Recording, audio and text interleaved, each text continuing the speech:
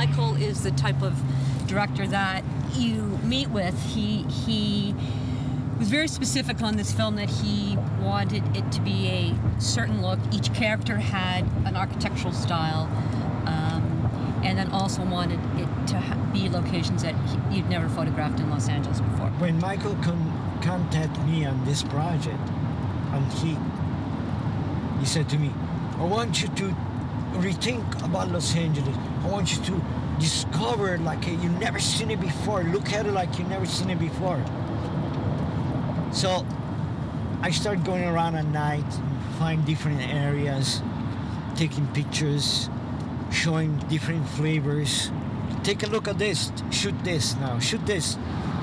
The beauty of Los Angeles. This is the freeway scene that actually leads up to where Pacino pulls De Niro over for the first time. What's great about Michael is that he allows you to go off on your own and trusts you that you spend a week or so just going and getting him choices. Come back and you have a meeting with him, usually once or twice a week, with Guzmano, the production designer, and you go through all of the folders. And what's great about Michael is that he comments on each folder. So he'll write on it that it was good, bad, NG, warm, and you then sort of keep them in piles, because what he'll do is a lot of times 6 months down the road, he'll say, well, remember that place that I saw? His mind is impeccable.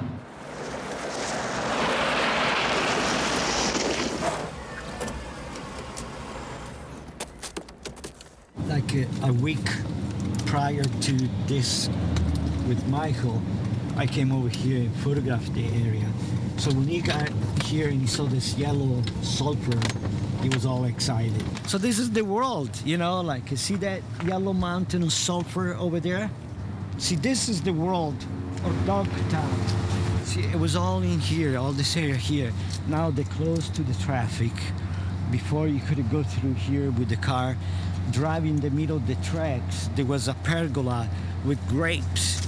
And there was Mexican guys sitting there smoking cigarettes, playing domino. There were shacks after shacks, a little community of people living inside of this little cardboard boxes. There was cockfights, there was dogfight, and way on the other side, it was this huge goat farm. And in the middle of this, there was a freight train at 5 o'clock in the afternoon that he will go through all this incredible civilization, and there will be people coming in and out of the train, like jumping off, getting to the train, going somewhere. It's like the best corrosive architecture of Los Angeles. It was here. And to give you a little idea of where my estimates come from, this is a printout. Nobody knew the merch was yours. The scene was done here. The scene was done there. You had the computers and stuff out here. That was a carport there with a sliding glass door. Right. Right. Since then, the room's been closed in. You had some satellite dishes here as well, or? You had a little we put piece. another 60-foot tower right here. That's An right. extension. 60-foot tower. You guys wanted us to take down the guide wires, and I said, there's no way I can put a 60-foot tower up there, because I said the wind blows up here something fierce, and if that thing bends over, it'll come all the way down. Exactly, So, and that's right, and we actually filmed from the driveway because you could see the freeway and the mountains. What an amazing spot. Don't leave me like this.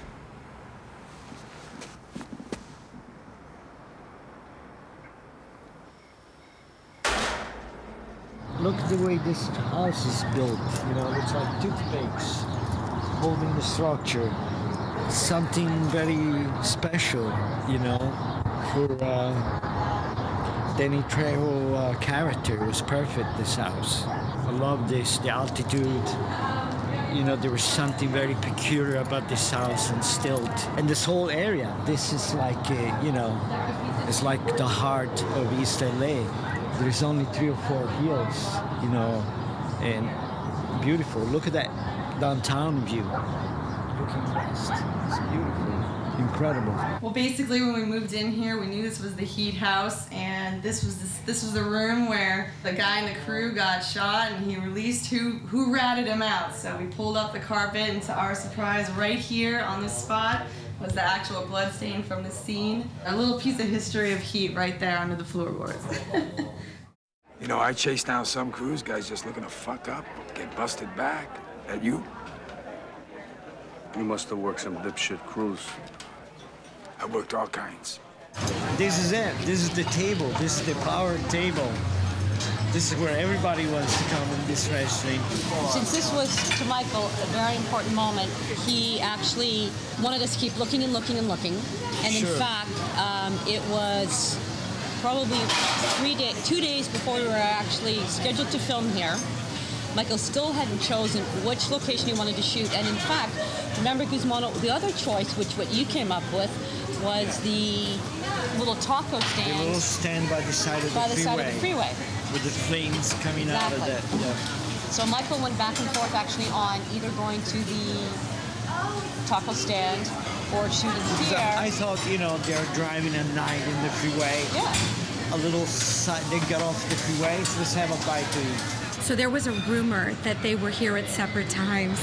And I think that more than I direct people to the bathroom here or have to say we don't take reservations for anything under 6, I have to tell people, no, they were here the same time. They were together. It's a fact. It's a definite fact that the two of them were in that But scene. not only that, but also what that photograph there tells you. There you go. There we go.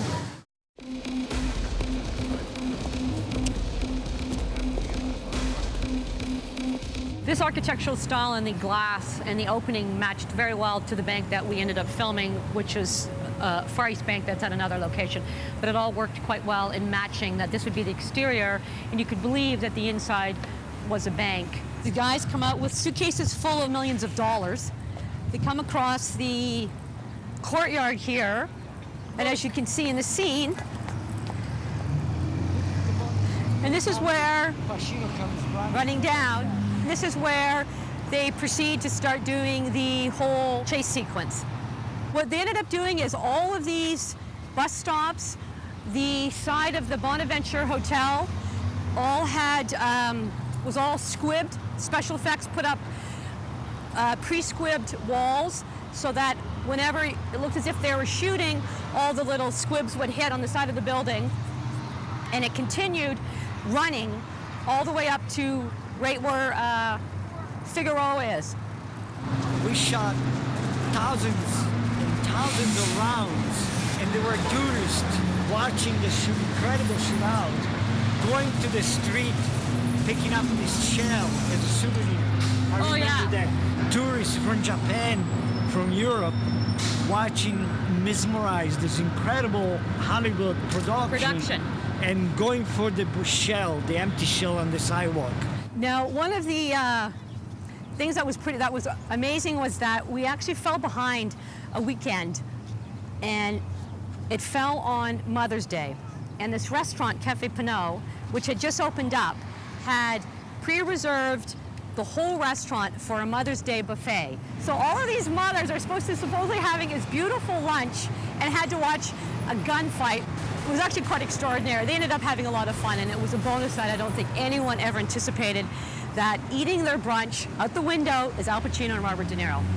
But this is where it all kind of culminated in the thing. Michael had this big table set up with the map for downtown. We had cars, miniature cars, everything set up.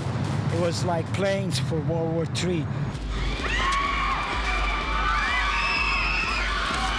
And we actually filmed it from 4th Street. First of all, he came through that little cafeteria area. Right. Then he came through the fountain, and then he ended up over there on 4th Street. So Tom Sizemore ends up getting killed here. I mean, we shot scenes over here, but we actually ended up having some cameras here, because this is the area that he died in.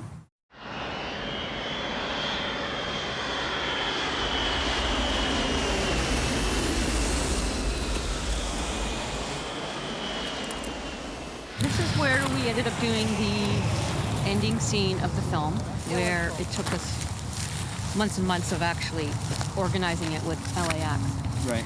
But what Michael found interesting here was, and because it was at night, was the lineup of all of the lights that actually, and the radar system that guides the planes in, and being underneath the flight path. So the first night actually at LAX was on the runway scene where De Niro comes out of, I think it's the Delta Right, and it starts terminal, running starts running across. We had to shoot that after midnight because that portion of the runway, I think it's 1,000 feet, It's an extension to the runway where they land 747s.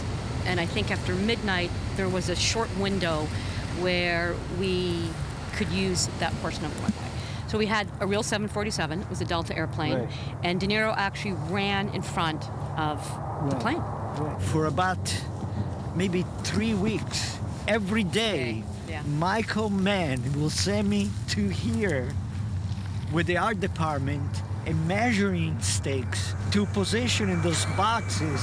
It was every day. It wasn't Every day. different. It was an inch here, An inch there. here, an inch this way, 2 inches this way, to photograph the installation with those boxes. It was an To amazing. get it exactly perfect for Michael and to logistically set it up for the action with De Niro Pacino at the end. Right. So I think the logistic and the geography of take place in the story, and also the beauty of this location, which is, just think about it, two people running for their life under this jets landing and taking off, and the sound and all that it kind of surreal, and the end of it's like it coming to at the end of the road.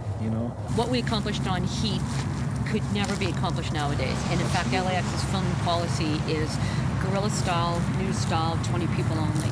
Our access to the control tower, our access to this area right here would be completely against FAA regulations now and off limits, absolutely off limits. So I think that Heat probably will be the last film to ever shoot that kind of scope at probably In any any airport airport. in the world.